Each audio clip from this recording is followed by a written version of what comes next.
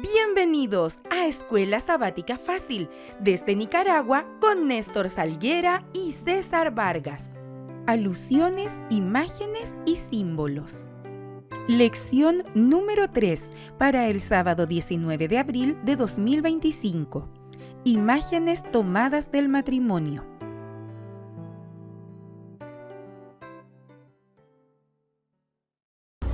Bienvenidos, queridos amigos, queridos hermanos, a Escuela Sabática Fácil. Es un gusto y es un privilegio también, ¿verdad?, el poder compartir con ustedes estas lecciones para la vida eterna, porque para eso es, como siempre, su servidor Néstor Salguera. Y su hermano en Cristo, César Vargas. ¿Cómo has estado, César? Gracias a Dios, Néstor. Un poquito cansado con tantas actividades de hoy.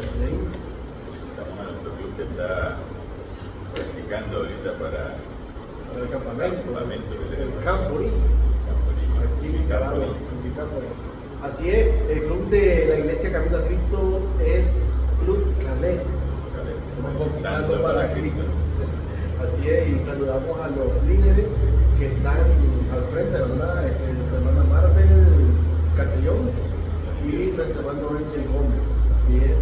Y pues a cada uno de los jóvenes que están participando. Creo que eso es algo bastante importante para nosotros ahora, ¿verdad?, que se entretengan en esas actividades que son tanto, César, físicas como espirituales, ¿verdad? Lo importante es que se crean y a la vez aprenden a hacer nuestro Señor Jesucristo, especialmente los que están en los eventos espirituales como Martín,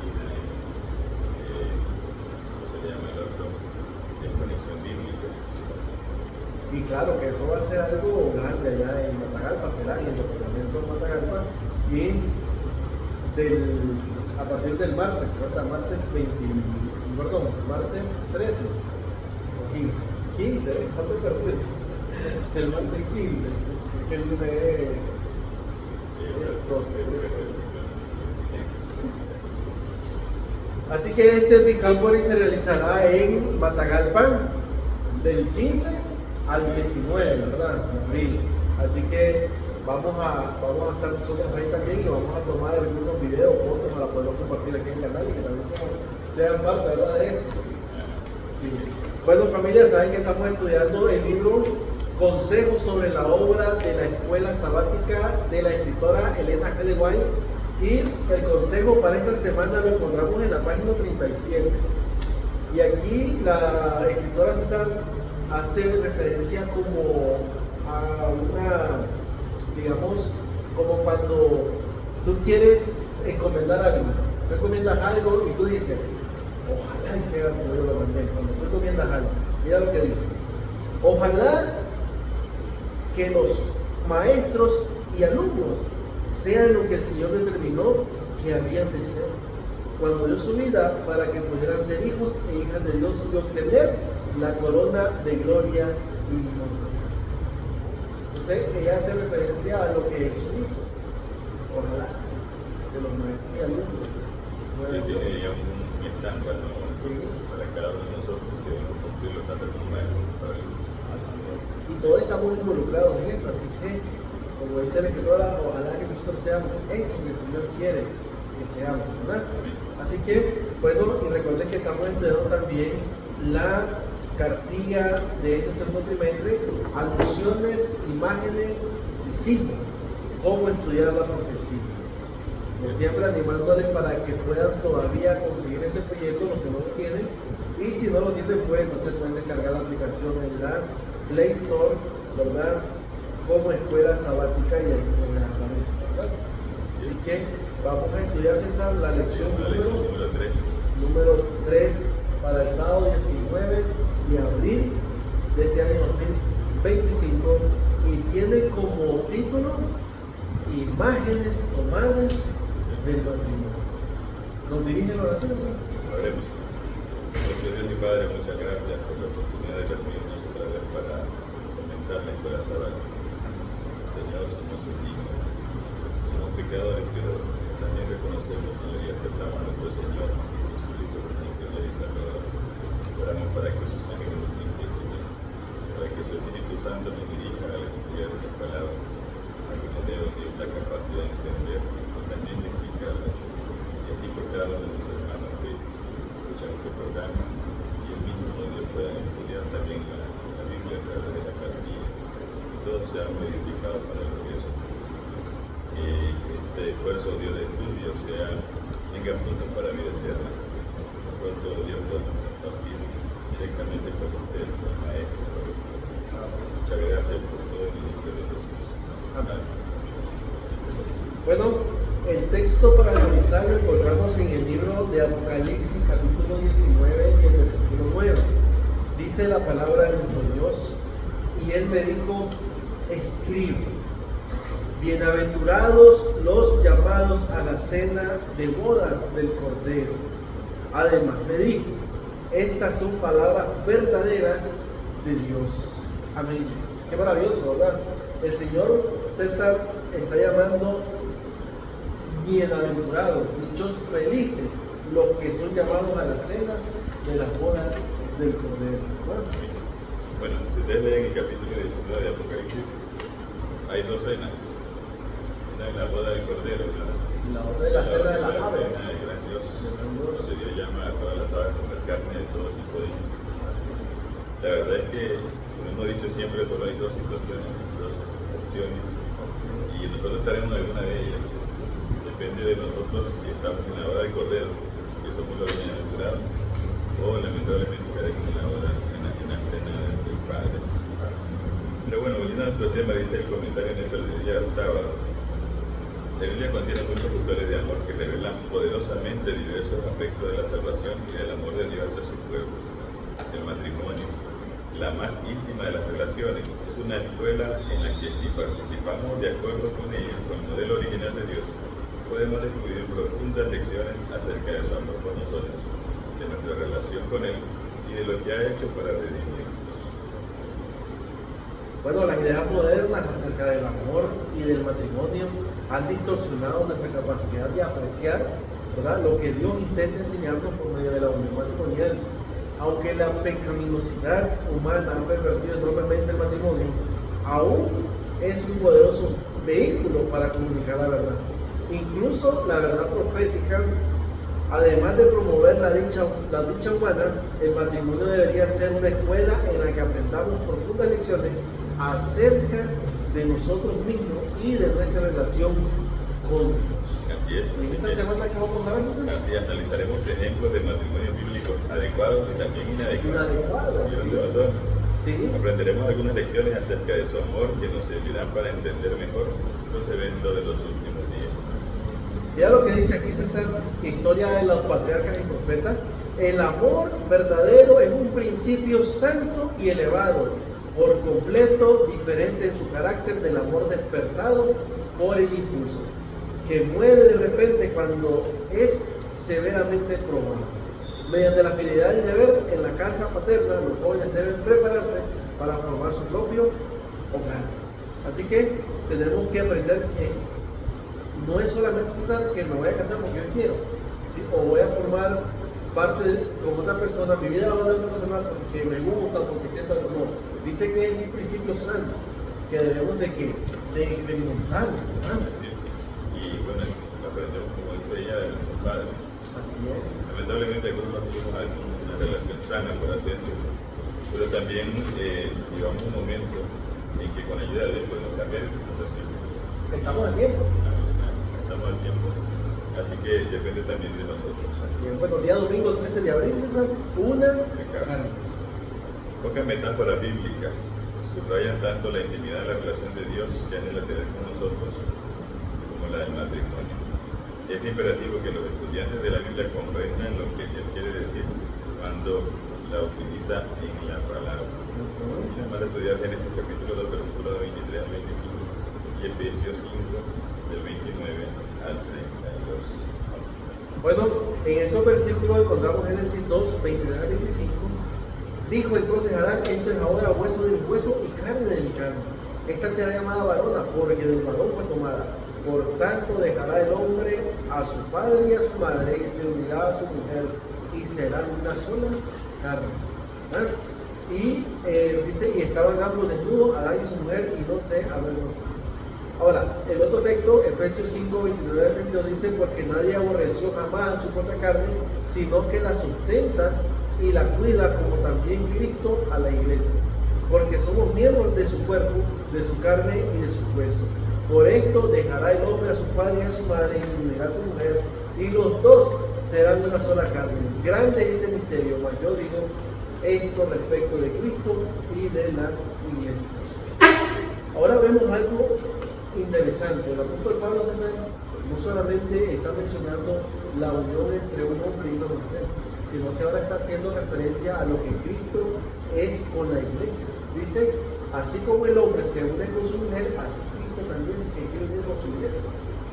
Bueno, en el matrimonio ahí la idea de Dios es que el hombre se separara de la familia y formara una familia para muchas familias, núcleo familiar donde y los demás, aunque pueden aconsejar, Pero tengan límite, estén fuera. está limitado a eso, Sí. porque la decisión al final la toma la pareja. Así. Por eso dice: por tanto dejará a su padre y a su madre. Y la vez pasada nos decía alguien, y cuando alguien se casa debe tener capacidad económica para poder solventar, no pidiendo a por favor recordándose a los padres, la capacidad, la madurez, ¿verdad? Para tomar sus propias decisiones, tanto en cuanto a sentimientos, ¿no? Y no andar de cualquier cosa recurriendo a los padres, que eso también destruye el matrimonio. Hablándolo con Cristo, hablando de una relación con Cristo, debe ser algo especial entre él y yo. Esa relación, yo debo preocuparme por mi relación con él. Tú debes preocuparte por la tuya. Que las demás cosas no interfieran con las demás personas, aunque nos conocemos, debemos aceptar su consejo. Lo importante es mi intimidad con Dios, hablando de manera individual. Ahora, nosotros tenemos que aprender que en este tiempo, como decía al inicio, hay muchos matrimonios, o sea, que duran ¿cuánto? 3 meses, incluso hasta una semana, pero a veces lo hacen o toman decisiones de casarse por impulso, por conveniencia, ¿verdad? Pero dice aquí: el matrimonio fiel y para toda la vida fue el ideal establecido por Dios, ¿verdad? Al crear al ser humano, pero por desgracia la humanidad caída arruinó este precioso don de Dios. Es decir, que es un don de Dios el matrimonio. Así es, y como dice el comentario, era para toda la vida. Mi unión con Cristo debe ser también Para toda la vida. Yo no voy a bautizarme a ver qué sucede. Me voy a bautizar tomando en cuenta que es un voto, porque es un Señor. Y a lo largo de la vida, así como aprendemos en el matrimonio, podemos aprender también acerca de la relación con el Señor y crecer. Ese es el comentario. Junto con el sábado, el matrimonio es uno de los dones que se nos dio en el Edén. Y ambos pretendían demostrar el deseo de Dios de mantener una relación íntima con el ser humano. Por ejemplo, nosotros ahora, familia, como lo dije el séptimo día, nosotros exaltamos, ¿verdad?, de que el sábado es el día del Señor, que no hay otro día, es el día, porque, como dice aquí en el Génesis, lo estableció el Señor. Ahora, ¿qué significa guardar el sábado? Porque hay muchas personas que todavía no entienden esa parte. ¿Qué significa guardar el sábado? Bueno, el sábado, además de ser un día, es algo, César, como un mandato, porque está en los 10 mandamientos. Ahora, pero ¿de qué manera se guarda el sábado? Bueno, dice aquí que hay que descansar, pero no es que vamos a pasar acostados todo el día el sábado, sino que descansamos de las obras cotidianas que tenemos, ¿verdad?, o laborales que tenemos durante los 6 días de trabajo, del domingo hasta el viernes. El sábado descansamos de esa obra, pero trabajamos, ¿verdad?, trabajamos en la obra de Cristo, en lo espiritual. Aquí algunas personas me dicen: y usted se levanta tarde los sábados, me va a hacer cuando más temprano. Cuando más Y temprano. a veces tengo más actividades. Así Pero es. ¿por qué si no viene a trabajar? Bueno, hay mucho que hacer, hay que hacer siempre, bueno, en la mañana, en la tarde. Hay visitaciones, hay que visitar a un enfermo, a un ex miembro de la iglesia, muchas cosas, ¿verdad? Es importante. ¿Cómo dice la última parte, Susana? Sí, el matrimonio, la unión íntima de dos personas imperfectas, siempre será motivo de atención. A su vez, el matrimonio en la iglesia de Cristo es la unión entre un Salvador perfecto y una esposa imperfecta. O sea, habrá problemas también. Así es. Sin embargo, es posible aprender acerca del amor de Dios a partir de lo que representa un buen matrimonio. Y Y ahí nos habla de 3 principios para un buen matrimonio. En primer lugar, dice que perdona a tu cónyuge aunque no lo merezca. ¿Por qué? Porque así Cristo nos perdona aunque no lo merecemos. En segundo lugar, César, acepta a tu cónyuge a pesar de sus defectos, así como Cristo nos acepta a pesar de los defectos. así es. Y el tercer principio es valorar a tu cónyuge más que a ti mismo, ¿verdad? Así como Cristo nos valoró más que a Él mismo o que a sí mismo, porque se entregó, ¿verdad? Por nosotros. De su vida, por su iglesia. Así es. ¿Lo merecíamos? No lo No merecía. lo merecíamos. Porque a veces nosotros como esposos decimos, bueno, se lo merece, no se lo haga. Y es cuando más deberíamos Precisamente debería ser el motivo. de hacerlo. Así que, familia, es importante esto, de que seamos una sola carne. Ahora, una sola carne es en propósito, en dirección, ¿verdad? Porque si tú estás casado y tu esposa giña para acá y tú jalas para acá, no van a hacer nada, ¿verdad? Así que, bueno, pasaremos al lunes 14 de abril, César. La novia hermosa. Es interesante, hermano, leer la historia de Ezequiel, capítulo 16. Yo, sinceramente, hasta ahora, familia, hasta ahora, le sucede, nunca había leído este capítulo. Nunca en mi vida hasta ahora. Dice el comentario en la primera parte. Ezequiel 16 presenta la imagen asombrosa de la consideración de Dios a su pueblo. La nación de Israel es descrita allí como un bebé abandonado en un campo para que muriera. Dios, representando como un caminante, la recoge, la lleva a su casa, la higieniza, la protege y la sustenta durante años. Y cuando se ha vuelto una mujer, se casa con ella. Es una poderosa imagen de un matrimonial. Ahora, nosotros tenemos que aprender algo. Bueno, si nosotros leemos, yo sé que ustedes pues están a tiempo, tienen que leer estos versículos que aparecen en Ezequiel en el capítulo 16 a partir del versículo 4 en adelante. Y los versículos principales, César, son, ¿verdad? El versículo 6. Mira lo que dice. Bueno, el 4 es importante porque habla acerca del nacimiento de esta novia. Dice Ezequiel 16:4, en cuanto a tu nacimiento, el día que naciste no fue cortado tu ombligo, ni fuiste lavada con agua para limpiarte, ni salada con sal, ni fuiste envuelta con faja. Verso 5, ni hubo ojo que se compadeciese de ti para hacerte algo de esto, teniendo de ti misericordia, sino que fuiste arrojada sobre la faz del campo con menosprecio de tu vida en el día que nací. Ahora, aquí Ezequiel está describiendo la condición del pueblo hebreo, del pueblo de Israel, ¿verdad? En otras palabras, familia, era un bebé abandonado y que nadie lo valoraba. Insignificante e indefenso. Correcto. Pero dice el versículo 7, y me llama la atención, el versículo 6, dice, y yo pasaba junto a ti. Es decir, que Dios pasó y te vi sucia en tu sangre, dice. Y dice más, y cuando estabas en tu sangre te dije, vive. Es decir, me imagino que la tomó, vive. Sí, te dije cuando estabas en tu sangre. Y el versículo vive. El versículo 7 dice, te hice multiplicar como la hierba del campo y creciste y te hiciste grande y llegaste a ser muy hermosa. Tus pechos se habían formado y tu pelo había crecido, pero estabas desnuda y descubierta. Ahora, esta parte, César, me llama la atención porque ahora el Señor está describiendo, digamos, el crecimiento de este bebé.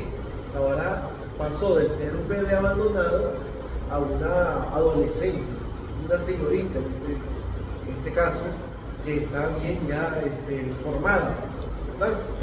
Lo interesante de esto es que Dios le dio, bueno, la cuidó primero cuando era pequeña, luego la hermoseó, sino que le puso lo mejor que pudo, hablando figurativamente. Sí. Hasta que llegó a ser una mujer y dice muy hermosa, ¿verdad? Es más, estaba desnuda y la cubrió. Y le dio juramento, hizo pacto contigo y dice Jehová, el Señor, fuiste mío. Una expresión de compromiso. Así es, una esposa figurada, ¿verdad? Sí. Pero dice, esto fue particularmente cierto Y en los primeros reyes hebreos, bajo el reino de David y de Salomón, esta mujer se hizo tan hermosa, tan hermosa físicamente como por su vestimenta, que llamaba tanto la atención, que dice que hasta la reina de Saba llegó a ver si era cierto lo que había escuchado por allá de Salomón, de su sabiduría. Y del reino. ¿Sí? Y entonces, pero dice ahí, el versículo 14, dice, que la belleza de Israel era un don de Dios. No era bella por sus propios atributos. por su propio, ¿verdad? dice el versículo 14. Sí, y salió tu renombre entre las naciones a causa de tu hermosura, porque era perfecta a causa de mi hermosura, o sea, era perfecta a causa de mi hermosura que yo puse sobre ti. Ella era así porque Dios la había hecho así. Así que era hermosa y atraía la atención de las naciones precisamente porque era la esposa. Dios dice que su belleza era perfecta, así como también el esplendor que Dios le había otorgado.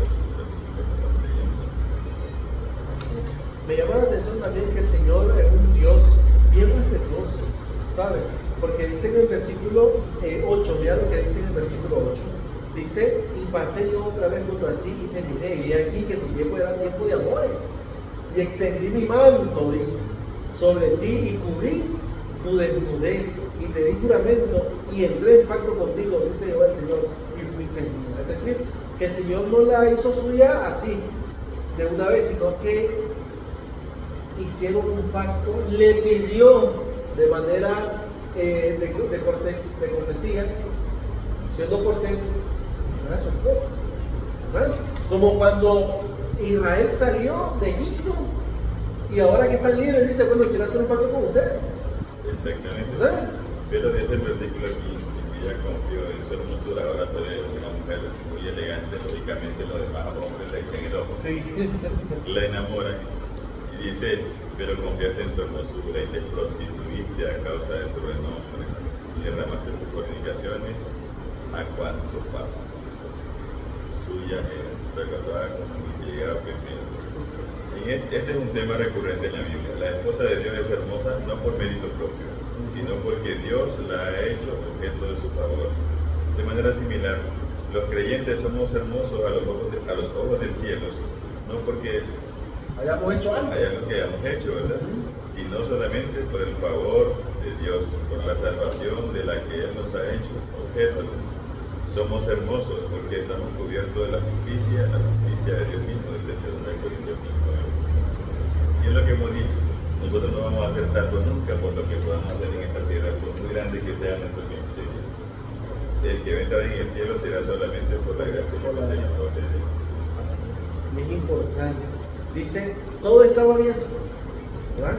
Todo está bien hasta el siguiente versículo de Ezequiel 16. Pero confiaste en tu hermosura, como tú dices, y te prostituiste. Mira, lo que dice el comentario bíblico adventista dice que cuando habla, ¿verdad?, acerca de esto, digamos, de la prostitución de Israel, es que desecharon. Y la primera vez que desechan al Señor fue cuando le piden a Samuel un rey. Desde ahí comienza. Porque le dicen, queremos ser como las demás naciones. O sea, ellos eran distintivos, ellos eran únicos. Era el único pueblo que tenía a un Dios como rey. Fíjate que eso me llama la atención y me trae a la mente el asunto de que a veces nuestras muchachas quieren vestirse como las otras. Y las otras llaman la atención. Pero precisamente el ser como son es lo que las hace hermosas Y distintivas también. distintas a la otra. Así no serían del montón por llamarlo. Y no se sabía quién es quién. Entonces, esto es lo que la hace especial a esta mujer, ser como nosotros. Si comenzamos a parecernos a los demás, ¿cuál sería la diferencia? Ahora, recordemos que ellas lo hacen, hablando de la misión de la iglesia, como tú dices, ellas lo hacen para honrar y glorificar a Dios. Con su faldita, con su blusita, ¿verdad? Todas ahí bien tapaditas. Entonces, eso hace una distinción y ellas a quien están nombrando no son ellas mismas, sino a Dios. Pero si ellas quieren verse con las demás, entonces automáticamente pasa lo que pasó con el pueblo de Israel. Serían una más. Serían una más. Pierden su esencia. Así es. Bueno, la parte final me gusta porque dice, fuimos creados para reflejar la bondad y la gloria de Dios. No obstante, cuando las criaturas de Dios empiezan a creer en su hermosura, que su hermosura es propia, esa belleza se desvanece y comienzan los problemas, ¿verdad? Bueno, pasaremos al día martes 15 de abril, César, la esposa ramera de Osea. Ahora sí. Y aquí nos damos un caso terrible, ¿verdad? Ya lo hemos escuchado, ya lo hemos estudiado varias veces. Pero Dios está utilizando a Osea para ayudarnos a comprender desde la perspectiva divina el dolor que provoca el pecado y la rebelión de los seres humanos. Me manda a leer el libro de Osea, capítulo 1, 2 y 3, 1. Sí, vamos a leerlo rápidamente porque es importante que podamos nosotros leer estos versículos. Dice así: el principio de la palabra de Jehová por medio de Osea, dijo Jehová a Osea: ve, tómate una mujer fornicaria e hijos de fornicación, porque la tierra fornica apartándose de Jehová. Ahora, fue una orden y fue literal, no es simbólico, ¿verdad? Fue literal. El capítulo 3, 1 dice: me dijo otra vez Jehová, ve, ama a una mujer amada de su compañero, aunque adúltera como el amor de Jehová para con los hijos de Israel, los cuales miraron a Dios ajeno y amaron tortas de paz. Ahora viene y le repite la orden, que la busca. Y entonces encontró a su esposa que se llamaba Gomer, ¿verdad? Ahora viene a la tierra, es interesante el versículo 1 dice que la tierra fornica cuando se aparta de Jehová. La iglesia fornica cuando se aparta de Jehová. Porque luego aparece en Apocalipsis 17 una iglesia que una mujer le llama la gran ramera. Y esta mujer ahora ha fornicado como rey de la tierra, dice. Sí. En el versículo 10, capítulo 18, versículo 1 al 4, manda a su pueblo a salir de esas iglesias para que no participen de esa rebelión y también puedan ser salvos saliendo de ella. Ahora, me llama la atención, familia, no sé si ustedes lo han leído muchas veces, pero el versículo 4 de Apocalipsis 18 dice así, lo voy a leer, dice: y oí otra voz del cielo que decía, salid de ella, pueblo mío, para que no seáis partícipes de su pecado, ni recibáis parte de su plaga. La pregunta es, ¿a quién es el llamado? ¿A quién está mandando el Señor a salir de ella? A su pueblo. Es lo que tú dices. La tierra fornica cuando se separa de Jehová. Quiere decir que ese pueblo que estaba allí estaba como alejado de Jehová. Pero el Señor en misericordia dice: salgan de ahí, lo reconoce todavía como su pueblo. Lógicamente, que salgan para ser librados de la situación. Ahora, lo que quiere decir que en esa condición no puede ser salvo, por muy justo que no te creas. No puede ser salvo porque estás metido, estás apoyando esa situación. Entonces, bueno, dice acá el comentario: la Biblia revela que los errores de Israel del Antiguo Testamento serían repetidos en gran medida por la iglesia cristiana. El pueblo de Dios se alejó de su relación con Él para encontrar en otros las presuntas soluciones de los problemas. Y ese es el asunto. Cuando la iglesia tiene alguna dificultad y en lugar de buscar a Dios, busca ayuda en los poderes de la tierra, digamos, en los lugares equivocados, ¿verdad? es como que la muchacha tiene su esposo y en lugar de consultarle a su esposo se va a preguntarle a cualquiera. Al vecino. Entonces el esposo diría: no preguntarle. Entonces ella no confía. Ahora, y por querer resolver, ¿verdad?, el problema a espaldas, digamos, de su esposo, más bien si lo hace más grande y perdón. Se crea otro. ¿Verdad? Okay. Sí. Sí, el comentario. A la luz de las palabras elegidas por Dios en el mensaje de Ezequiel, no solo estaba señalando que su pueblo había hecho mal, sino también cómo se sentía él a causa de ello. Quienes han sido traicionados por un cónyuge pueden comprender los sentimientos de devastación que nuestra infidelidad a Cristo produce en actos celestiales.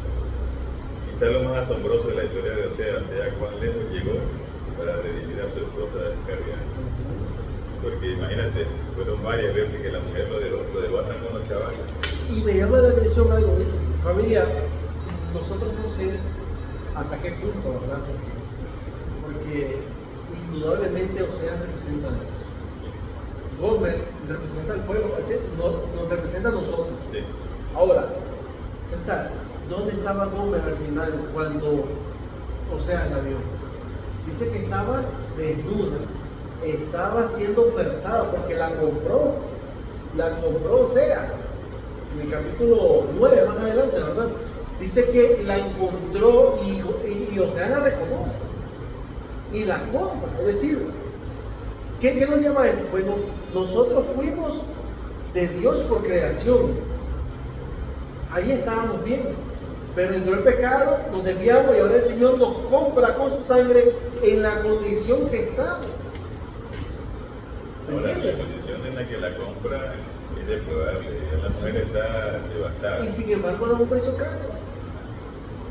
Paga más por ella. Recuerdo a Pastor Cruz que usted le dice, yo estaba en la carcasa, el cacao. Solo estaba el cacao. Sin embargo, para Dios seguimos siendo preciosos. No por lo que somos, como decimos, sino por el amor que Él tiene en nosotros. Y esto nos debe llevar a reflexionar, porque a veces pensamos que nuestra situación es desesperada y que ya no podemos obtener perdón. Pero imagínate, en esta situación todavía Dios dio ese precio por nosotros. Sí. Ya lo que dice aquí, Dios sigue ofreciéndonos la redención que le costó su propia sangre. Más que ninguna otra cosa, la cruz de Cristo debería ser para nosotros la mayor demostración de cuán fervientemente desea el Señor salvar a su pueblo del pecado. Aunque hayamos destruido nuestra vida y estemos en los últimos días, todavía para Dios son valiosos y espera que aunque sea en los últimos días, la última hora, le entreguemos nuestra vida. ¿Ustedes se acuerdan del ex ladrón de la cruz? Estaba en sus últimos días y le dijo: Señor, acuérdate de mí cuando vengas en tu reino. Y Jesús, que estaba allí, que lo vio y que vio su corazón arrepentido, le dio la promesa que cuando él viniese, este hombre iba a estar ahí y iba a resucitar. Aunque humanamente ya no servía para nada, porque ya iba a morir. Ya no había nada que hacer, ya estaba en su último. Familia, no esperemos tampoco llegar a ese momento. Hoy es el tiempo de la salvación, hoy es tiempo de buena nueva, hoy es tiempo de que no endurezcamos nuestro corazón a Dios. Y en esta Semana Santa debería ser una semana para que podamos reflexionar en ese sacrificio, César, que marcó la historia de la redención.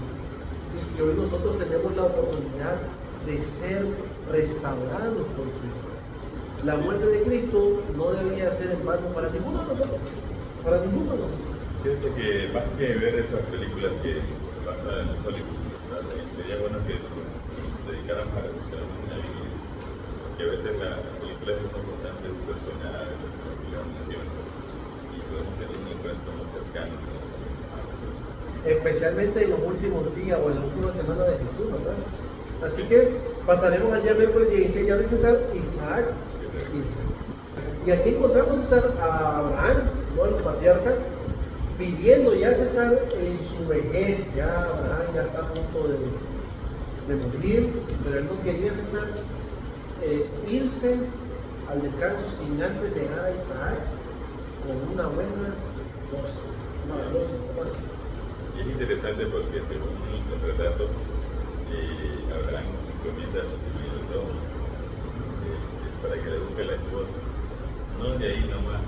No de los cananeos. Le mandan que lo busque de su tierra. De su tierra, de uno de los caldeos. Está, creo que como a 400 kilómetros de distancia, en camello.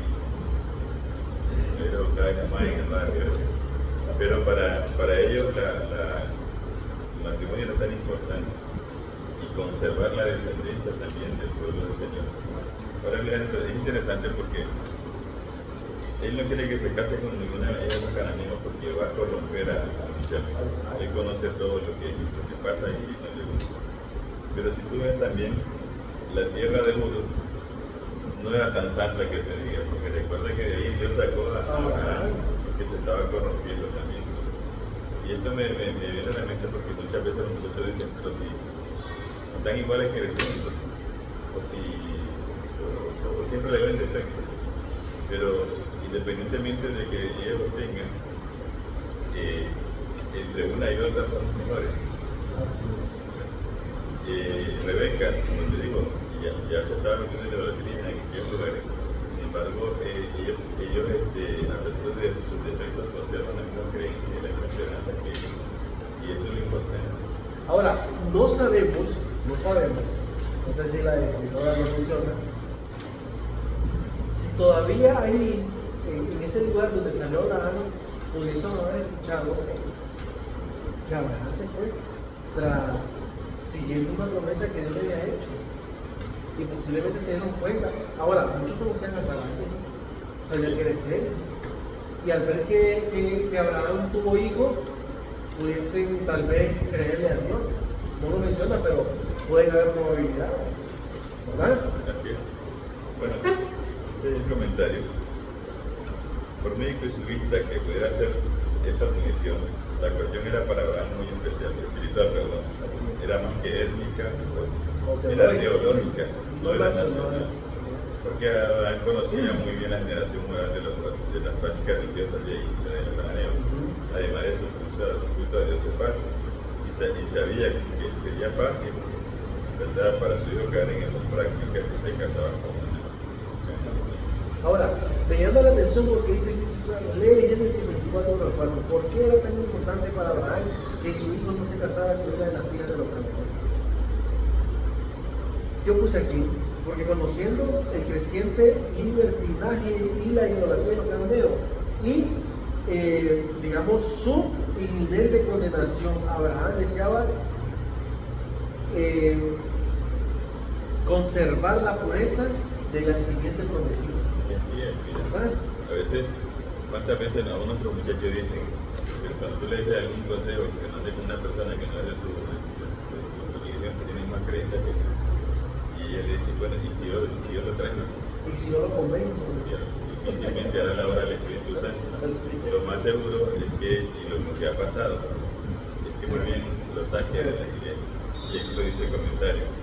La historia de Israel, ¿verdad?, incluso la historia cristiana, de la iglesia cristiana a lo largo de los siglos, muestra que el pueblo que debía dar testimonio del Dios verdadero al mundo quedó atrapado en él y se contaminó con su falsa enseñanza y creencias religiosas. La iglesia que debía ser pura, la misma iglesia que después aparece como constituyéndose, porque no siguió los lineamientos del Señor. Sí, y podemos ver aquí, ¿verdad?, que cuando el emperador Constantino se convirtió al cristianismo, ya no lo hizo meramente porque realmente estaba convertido, sino que ahora vino también exigiendo cosas, o poniendo condiciones. Porque si nosotros nos damos cuenta, este hombre fue el que puso que se hacía el cristianismo, pero que se hacía o se volvía al cristianismo siempre y cuando le dieran el día domingo de adoración, que es lo que hasta hoy se vive. Y eso nosotros no lo decimos, eso es la historia, que está marcada en la historia. Así es. Bueno, luego le manda a leer Génesis 24, del 57 al 67. Isaac y Rebeca eran parientes. Continuando con Génesis 24, del 57 al 67. Nos dice ahí el Néstor que eran parientes. Isaac y Rebeca. Sí. El papá de Rebeca era Nacor, ¿verdad? Y el papá de Isaac, bueno, Abraham, entonces eran hermanos. Que así es. ¿Verdad? O sea, lo que dice el texto. Ahora, bueno, lo importante acá es que no cabe duda, dice el comentario, que está muy emparentado con nuestro Creador, de que fuimos hechos a su imagen y semejanza. Hemos sido separados de él por el pecado, sin embargo, todavía se nos considera la esposa adecuada para él. Lo que te decía, aunque tal vez en la iglesia no sean perfectas las muchachas, pero son la mejor opción que pueden tener nuestros jóvenes para mantenerse todavía dentro de su religión, dentro de su relación con nuestro Señor Jesucristo. César, una de las cosas que me llama la atención, y lo dice aquí, ¿verdad?, historia de los patriarcas y profetas, es que Isaac, confiando en la sabiduría y el cariño de su padre, se conformaba con dejarle a él la solución del asunto, creyendo que Dios le iba a guiar en la elección. Qué maravilloso es cuando los hijos dicen, bueno, papá, si tú dices que así es, así lo vamos a hacer, ¿verdad? O sea, Isaac fue obediente y aceptó, ¿verdad?, lo que pasa. Ahora, Abraham, por su parte, confió este importante asunto al servidor más anciano de su casa hombre piadoso y experimentado y de sano juicio, que le había sido fiel y largo servicio. Entonces vemos que este hombre también, César, hizo lo que Abraham le pidió, ¿verdad? Eliezer, por cierto, es el nombre de él. Así es. Pero esto también no debería de tomando la lección de Eliezer. Eliezer pudo haber engañado a la que va por ahí y el Señor solucionando todo. Sin embargo, él sabía, él era fiel a su trabajo. De tal manera que aunque le costara meses ir y volver, mucho trabajo, él lo hizo exactamente. Que no seleccionamos nosotros hiciéramos lo que nosotros siempre hicimos. Al pie de la letra, como lo hizo este Eliezer, ¿verdad? Mira lo que dice aquí: Dios ama a su esposa, es decir, a nosotros, más que a nosotros, a él. Y la pregunta es: ¿qué decisiones podemos y debemos tomar cada día para fortalecer nuestro amor hacia Dios? Al mismo tiempo, ¿qué decisiones disminuirían nuestro amor hacia Dios? Así que esto se trata de decidir, ¿verdad? Todos los días tenemos que decidir. Entonces es importante que todos los días, familia, decidamos por Cristo.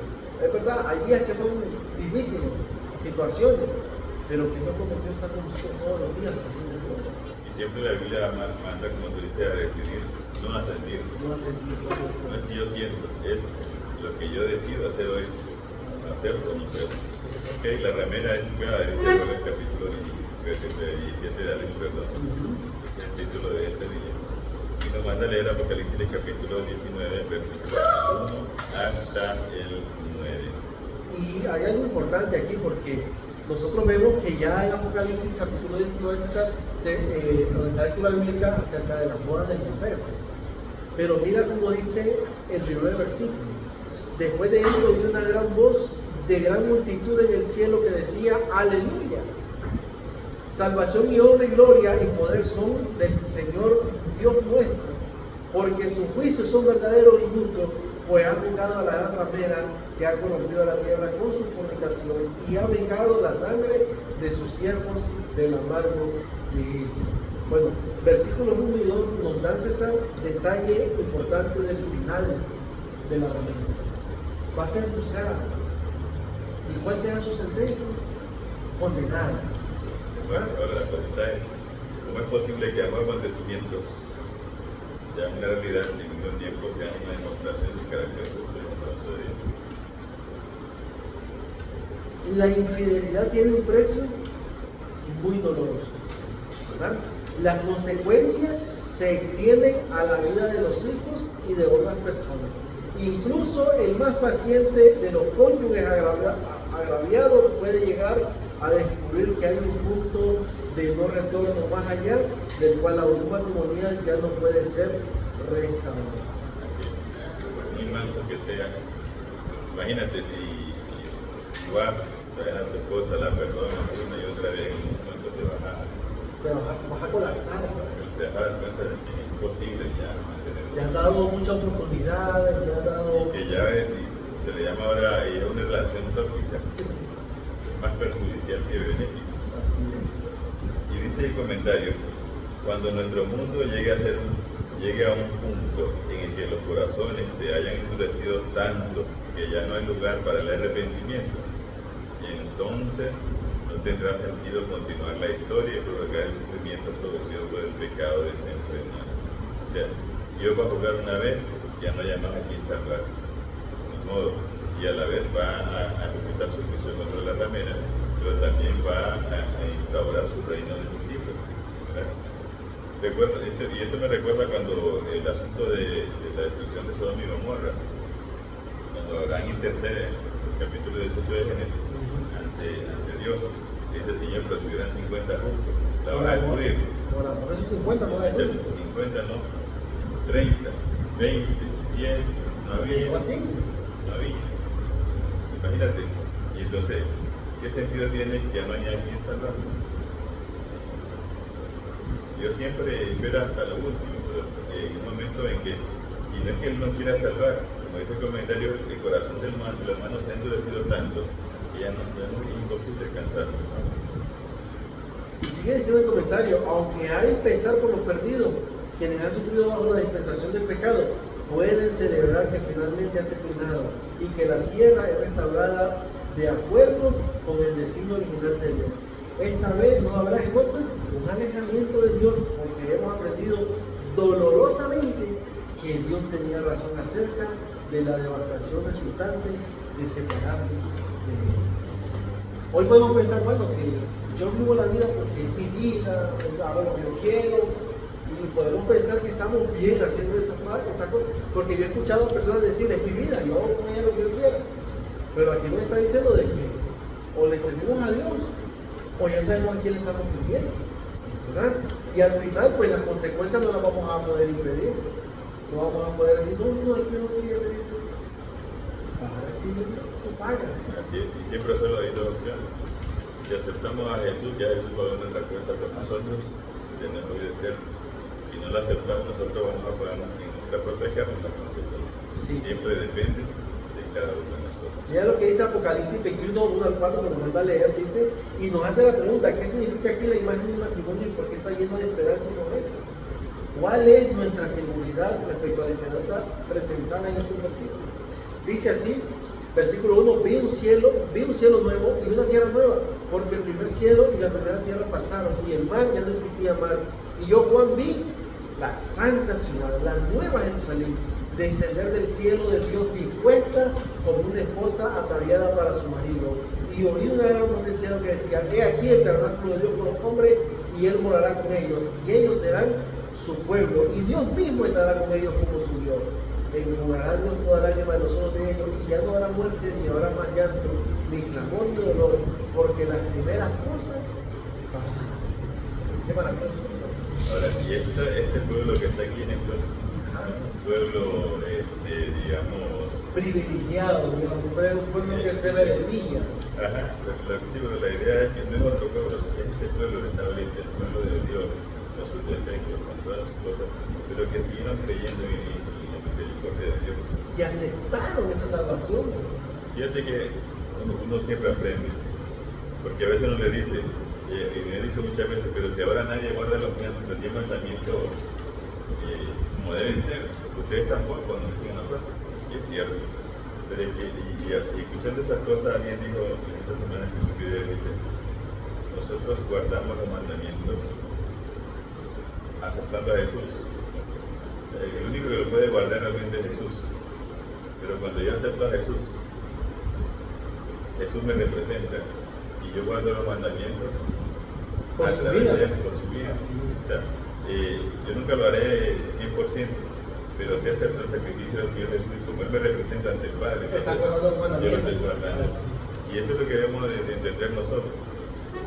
Dios, este pueblo que está aquí victorioso, es el mismo que lucha hoy en día con sus dificultades. Y Jesús no cambia de iglesia. Sí. Jesús mantiene la misma iglesia a como sea, así como sea, desbaratada como esté, dice aquel libro, sigue siendo su objeto de consideración.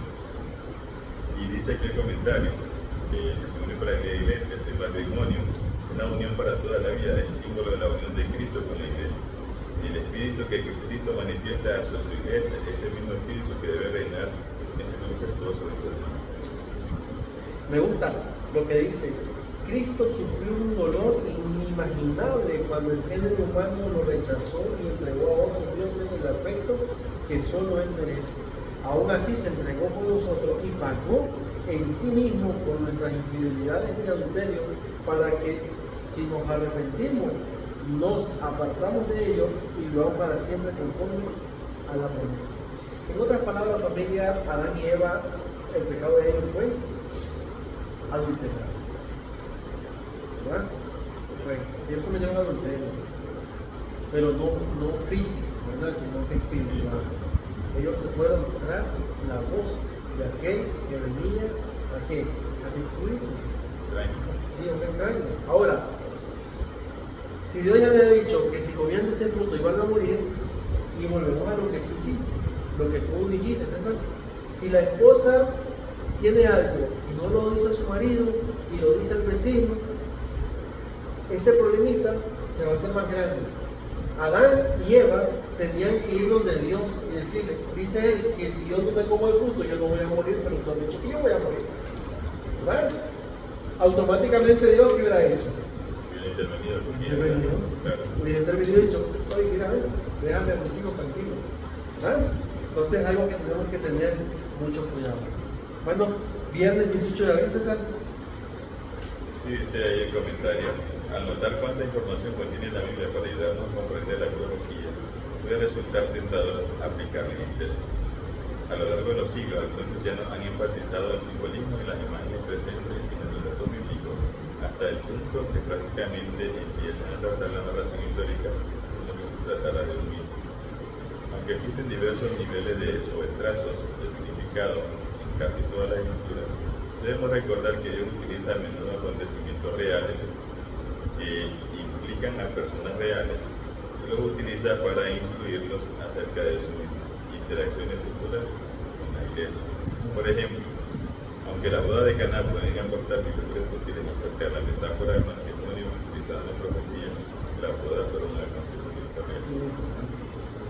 Recuerda también el asunto de la parábola ¿cómo se le llama? El que recurrió al que El samaritano. Que se conoce como parábola, pero en realidad es un acontecimiento real. Y en realidad pasó eso, ¿verdad? No tenía mucho haber pasado. Dice aquí, la escritora Elena de White, de Sábado toda la gente, página 127, la palabra de Cristo proporcionó una amplia provisión para la fiesta. Así de abundante es la provisión de su gracia para borrar las iniquidades de los hombres y para renovar y sostener el alma. En otras palabras, Dios no está limitado a perdonarnos, ¿verdad? Tú solo tienes que venir a Él con un pensamiento de ¿qué? De restauración, de humillación, De reconocer que de reconocer, correcto. Eso es importante.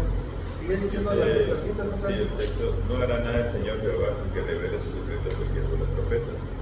Aunque las cosas secretas pertenecen a Jehová nuestro Dios y las reveladas son para nosotros y para nuestros hijos por siempre, dice Amós 7 y Deuteronomio 29. Dios nos ha dado estas cosas y su bendición acompañará al estudiante reverente con oración de las escrituras proféticas. Así que familia, si algo no entendemos, no nos preocupemos, que Dios nos va a mostrar. Dios desea que nos acerquemos con Él, que nos acerquemos a Él en oración y Él nos dará, ¿verdad?, las respuestas que necesitamos. Y entonces, en conclusión, pues Dios se casó con su iglesia, Dios es fiel, ayudará a su iglesia aún en sus dificultades, sus propios errores, ha pagado el precio por la desviación de su iglesia.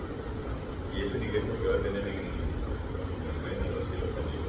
O sea, y algo importante que no podemos dejar de un lado es que la iglesia, familia, imperfecta, como la veamos, capaz, deformada, esa es la iglesia de Cristo. Y si tú piensas que la iglesia va a caer, no va a caer, porque la iglesia es de Cristo y Cristo está allí para sostenerla. Eso es lo que te decía precisamente, la iglesia triunfante de Apocalipsis 21, que es la misma que está Es la militante. Sí. Como decía bien un libro guía para hacer la iglesia, dice que la iglesia es un taller donde hay personas que son maduras en la fe y personas que están en proceso, y otras que están empezando. O sea, no encontrar angelitos con manos. Siempre hay dificultades porque la iglesia está en esta tierra y mientras tanto en su propio asunto de carácter. Y tendremos a Alita, sigue hablando figurativamente hasta que Jesús. Así que familia, así la iglesia imperfecta como Cristo la ama, amémonos también nosotros porque nosotros somos imperfectos, ¿verdad? Somos el pueblo de Cristo. El apóstol Pablo dice en Efesios, soportes, aguantes, todos tenemos algún problema en la palabra. Así es. Bueno familia, les invitamos para que estudiemos la próxima lección número 4 para el 26 de abril, las naciones, primera parte. Así que vamos a ver qué vamos a aprender acerca de estas lecciones, porque si hay una primera parte, quiere decir que hay una segunda parte para la lección 5. Así que familia, estudiemos con antelación, enfoquémonos, aprendamos y compartamos, ¿verdad?, lo que nosotros hemos aprendido y sobre todo familia, apliquémoslo a nuestra vida diaria. Así es, estudia su propia cartilla, estudia la Biblia, que con oración Dios le va a iluminar. Tal vez hay asuntos que aquí nosotros no tocamos, para el tiempo o cualquier cosa, y usted puede recibir esa instrucción de la dirección directa. Bueno familia, gracias por acompañarnos. Quiero animarles, ¿verdad?, para que sigan las prédicas que estoy subiendo del 12 al 19 de abril, las marcas de Cristo en audio, para que podamos también seguir aprendiendo y también edificándonos, ¿verdad? Así que vamos a orar. Querido Dios y Padre amado, gracias te damos, Señor, por este hermoso comentario acerca de la imagen del matrimonio, Señor.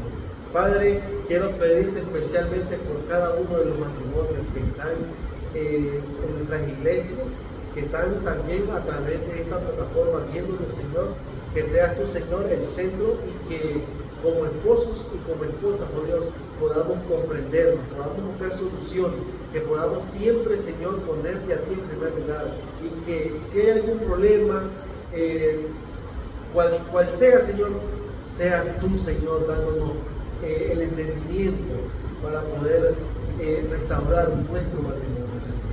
También te pedimos por nuestros hijos, nuestros jóvenes, por Dios, que seas tú, Señor, ayudándonos en la rebeldía de ellos y que ellos puedan también reconocerte a ti como su Dios. Padre, gracias te damos, todo esto te lo pedimos por los méritos preciosos de Jesús. Amén y amén. Dios les bendiga, familia. Nos vemos en el próximo episodio de Escuela Sabática. Gracias.